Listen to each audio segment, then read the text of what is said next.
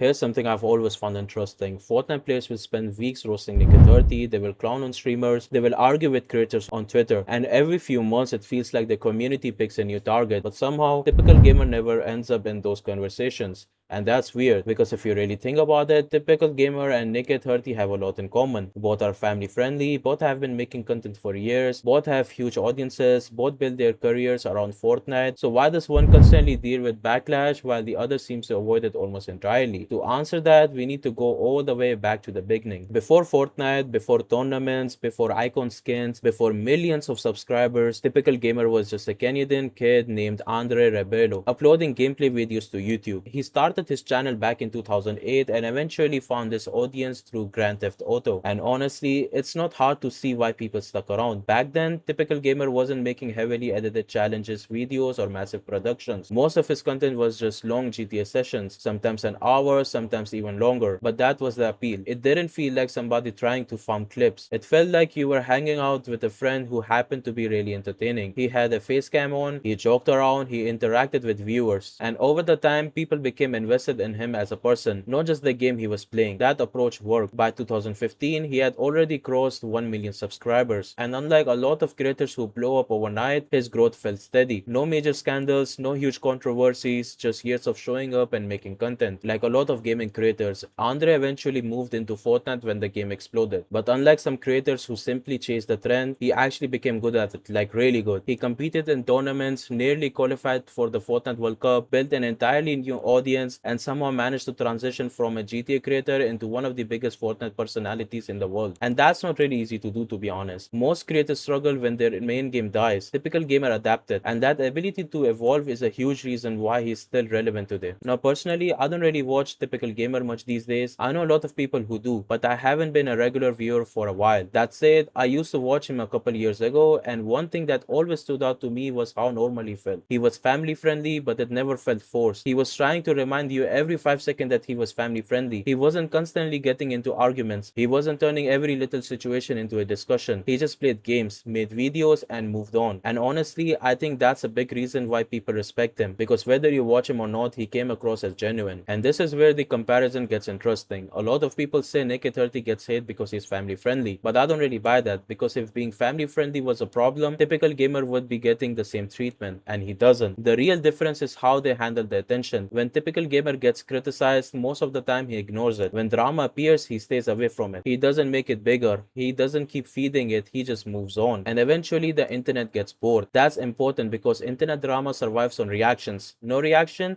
the story dies. Reaction, the story keeps going. That's why so many creators accidentally make situations worse without meaning to. One thing people don't talk about enough is reputation. Once the internet decides who you are, everything changes. Typical Gamer built a reputation for consistency, for staying positive, for avoiding unnecessary drama, for focusing on content. And because of that, people generally give him the benefit of the doubt. That's something that takes years to build, and only one bad decision to destroy. The fact that he has managed to maintain that reputation for this long is honestly impressive. As his career grew, Typical Gamer started doing more than just uploading videos. He signed major deals, worked with huge brands, built new businesses, launched Jogo, expanded into Fortnite Creative, and continued growing while a lot of creators from his era faded away. That's another reason people respect him. He never stayed still, he kept adapting, but somehow managed to do it without losing the audience that got him there in the first place. And then there's the icon skin, which honestly felt long overdue. After years of grinding, Epic finally gave Typical Gamer his own icon series skin, and I think that was a really deserved movement. This is the creator who has been around since GTA days. He successfully transitioned into Fortnite, built one of the biggest communities in gaming, stayed relevant for years, and somehow managed to do all of that without constantly finding himself in drama. That's not really easy, to be honest. A lot of creators grow quickly and disappear. Others lose their audience when trends change. But Typical Gamer kept adapting and kept evolving, and he kept showing up. What I also liked about the skin is that it didn't just feel like a random collaboration. It felt personal. The different styles felt like a celebration of his journey as a creator and the different eras of his career. And honestly, that's exactly what an icon skin should do. It should represent the creator behind it, not just give them another cosmetic in the game. So when Epic finally announced it, I wasn't surprised that so many people were happy for him. Because even if you don't watch Typical Gamer every day, it's hard to argue that he didn't earn it. In my opinion, if anybody deserved an icon skin, it was probably him. And seeing him finally get that recognition after all these years was genuinely cool to see.